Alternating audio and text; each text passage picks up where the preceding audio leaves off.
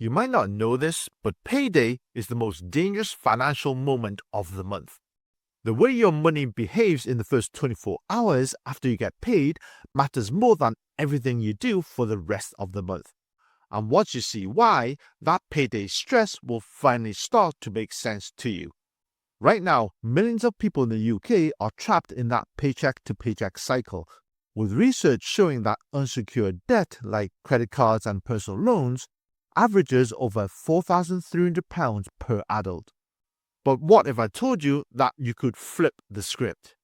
That you could use a simple automated routine that you set up just once to break that cycle for good.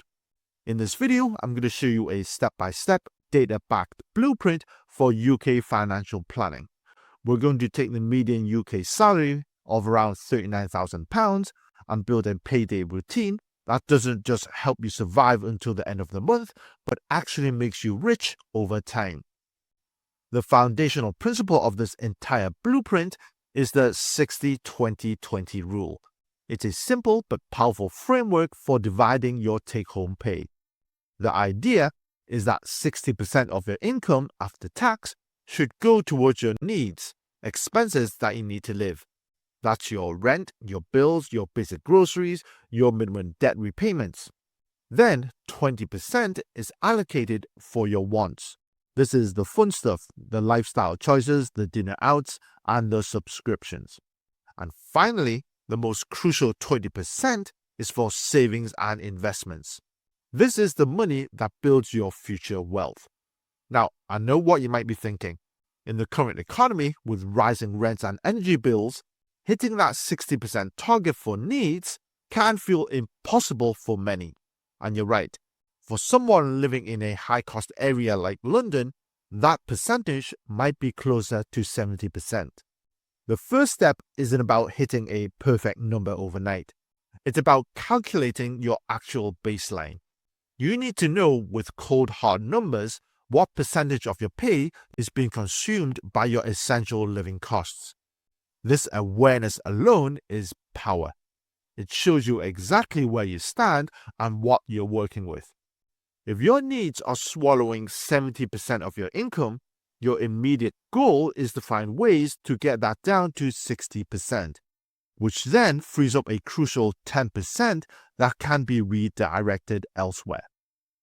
The long-term aim is to work towards that 60% split, because that's what unlocks the 40% of your income that you can use to design a life you love and build serious wealth. The entire rest of this payday routine is built on getting this foundation right. Once you know your numbers, you can stop guessing and start building with intention.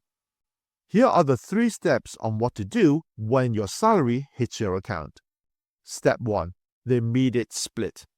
The secret to implement this isn't willpower, it's automation.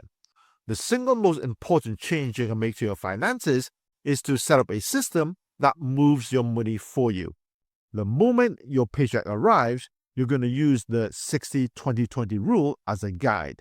But we're going to execute it in a specific order to ensure it actually happens. The first transfer that should happen on payday is for your savings and investments, the 20%. This is the concept of paying yourself first. Before you pay your rent, before you pay your bills, you allocate a chunk of your income directly to your future self. This might sound counterintuitive, even risky, but here's the psychological trick. By moving this money immediately, you're effectively reducing the amount of money you see as available to spend. Your brain adapts to a lower income. If you wait until the end of the month to see what's left over to save, there will almost never be anything left. Life always finds the money to spend that money. Now, let's be practical. You can't just not pay your rent. So the sequence on payday looks like this. Your salary is deposited. On the same day, your 20% wealth transfer goes out. Your rent and bills should be timed for the same 24-hour window. The goal isn't to pay savings instead of rent, but to pay them at the exact same time so the money is gone before you can spend it. This automation is the non-negotiable core of the entire routine. Most UK banks make this incredibly easy to set up through their mobile apps or online banking portals. You set it up once and then you never have to think about it again. This is how you cure the impulse spending that derails so many budgets. Step 2. Pay yourself first. Okay, so we've automated the split.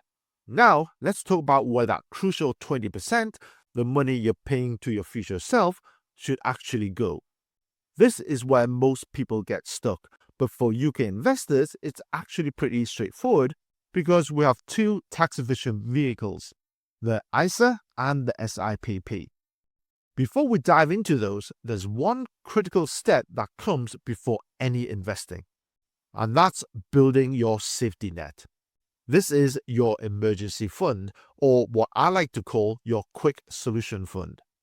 Put this in a high-yield notice account or a money market fund. In 2026, you should be looking for at least 4.5% to 5% interest. If your emergency fund is sitting in a standard high street current account earning 0.1%, you aren't saving money, you're losing it to inflation. The goal here is to have 3 to 6 months worth of your essential living expenses. That needs number that we calculated earlier. We want that saved up in an instant access high yield savings account. Why? Because life happens. Your car breaks down, you have dental emergency, or worse, you could lose your job. This fund is your financial airbag. It means that when something unexpected happens, you don't have to panic, you don't have to reach out for that high interest credit card, and you certainly don't have to dip into your long-term investments. You just tap this fund. It's not there to make you rich, it's there to keep you from going broke. Once you have this buffer, you can invest with confidence knowing you're covered. Now for the investing part. Let's start with the ISA, the individual savings account. This is your flexible friend. Every tax year, you can put up to £20,000 into an ISA, either a cash ISA or a stocks and shares ISA. The beauty of the ISA is its simplicity. Any growth or income you earn inside is completely tax-free. You pay no capital gains tax when you sell investments and no income tax on dividends. Even better, you can withdraw the money at any time for any reason completely tax-free. This makes an ISA, particularly a stocks and shares ISA, perfect for goals that are more than 5 years away but that you might need before retirement, like saving for a house deposit, a sabbatical, or as a bridge to early retirement. But if your main goal is building wealth for a traditional retirement, the SIPP, or Self-Invested Personal Pension, is an absolute powerhouse. The annual allowance is much higher, £60,000 or 100% of your savings if that's lower. But the real magic is the tax relief. For a basic rate taxpayer, if you pay £80 into your SIPP, the government automatically adds another £20, turning it into £100 right from the start. That's an instant 25% return.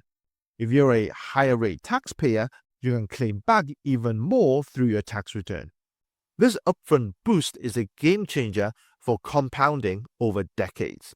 The trade-off is that money is locked away until you're 57, which will be 58 in 2028.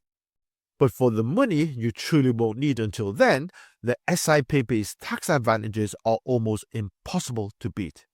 So, what's the strategy? A simple hybrid approach works best for most people.